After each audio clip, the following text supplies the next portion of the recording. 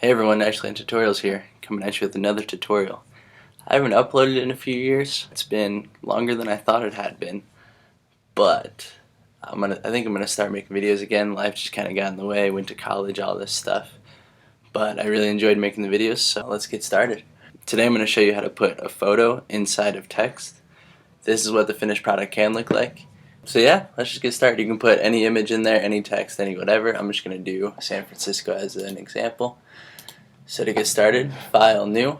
You can open your photo or copy and paste one in. I already have one copied to my clipboard, and so this is the width and the height of the photo. I usually change the resolution to 300 pixels per inch just because it's a cleaner image, and whenever you print it, it comes out a lot cleaner that way.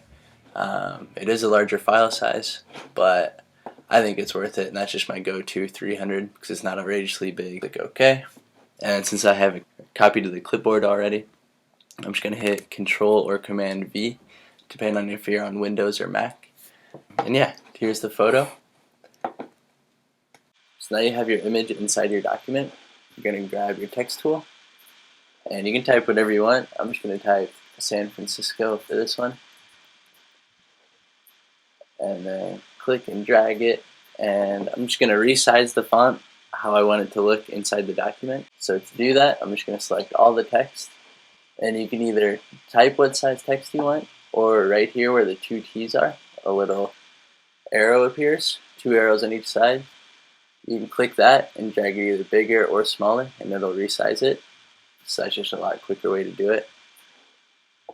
And then I'm simply going to size it how I want.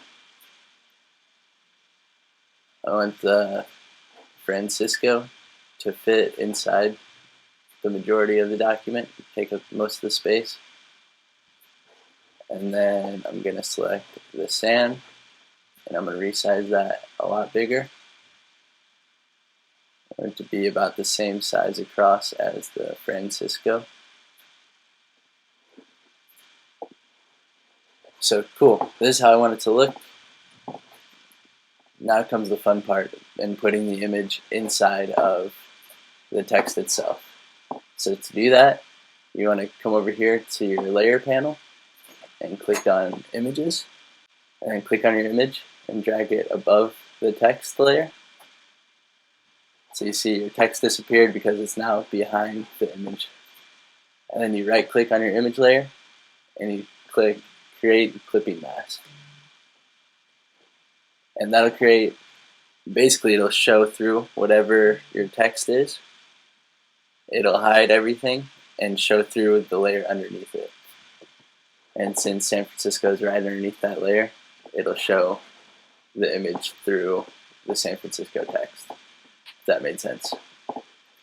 And the cool thing about this is you can select your text layer again, and you can move it around and your image will stay there. So if you wanted to change where this is located and which part of the image is being shown through, you can easily do that. And you can stop here, super simple, like that's it, but I'm going to take it a few steps further. I'm going to select all my text. You can make a lot of changes to text, and to do that, you want to open up your text menu. To do that, go to Window, and then go to Character. And that'll add a little character icon right here, and this will let you adjust the font and the text as much as you want. So since there's a big gap here between the San and the Francisco, I don't want there to be that big of a gap. So again, I'm going to click to the left of the box and drag it to how I want it to be. I want it pretty close, probably about right there. And then you can also stretch the text taller if you want. I don't think I'm going to do that though. And you can make it fatter or skinnier, or there are just a lot of things you can do inside of the text editor.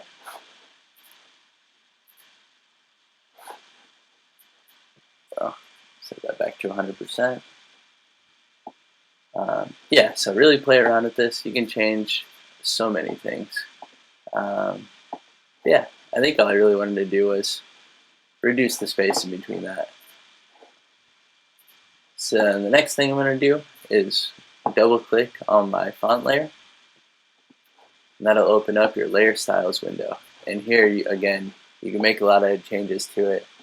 The few changes I'm going to make, I'm going to add a stroke to it, just so that it's a little bit more defined. And then I'm also going to add an inner glow, just so that the image isn't blending in with the text too much, and it kind of creates a fine line in between it and shows you where the image is and where the text is. I'm going to change the opacity down a little bit just so it's not strong, just a little subtle hint that it's there. Maybe 39% looks good to me. And the last thing I want to do is add a drop shadow. For this, I'm going to increase the distance a little bit. I'm going to increase the size. The size is the blurriness that it has, and the spread is how defined it is. So if you bring this all the way up, then it's not much of a shadow because it doesn't have much blur. So the lower it is, the more blur it has, basically. Increase the size, turn down the spread a little bit more.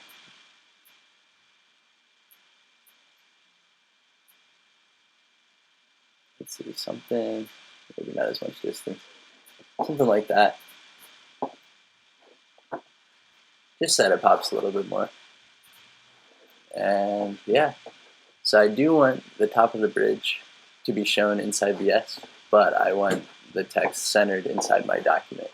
So to center your text, with your text layer selected, you can click Control A or Command A if you're on a Mac, and then with your selector tool selected, you can come over here, and this is your center icon for centering vertically, and then right here is the align horizontal, and that'll center it horizontally. So that's centered inside my document. And then you come over to your image layer and rearrange this however you want. I'm just going to drag it down a little bit just so that the S is in, or the top of the bridge is inside the S. And then also this tower is inside the N. So I think that looked pretty good. But yeah, that's pretty much it. And then you can click Control or Command D to deselect. And there you have it. It's super simple image inside text. You can change the background however you wish. If you want to draw something in there, put another image back there, or just change the color a little bit, you can do that as you wish. You can double click to unlock the layer. Click OK. And double click it again to bring up your layer styles. I think on the background, it'd be kind of pretty if we had a gradient overlay on it. This is simple, one color to another. To change the color on this, go to gradient and then click this box right here.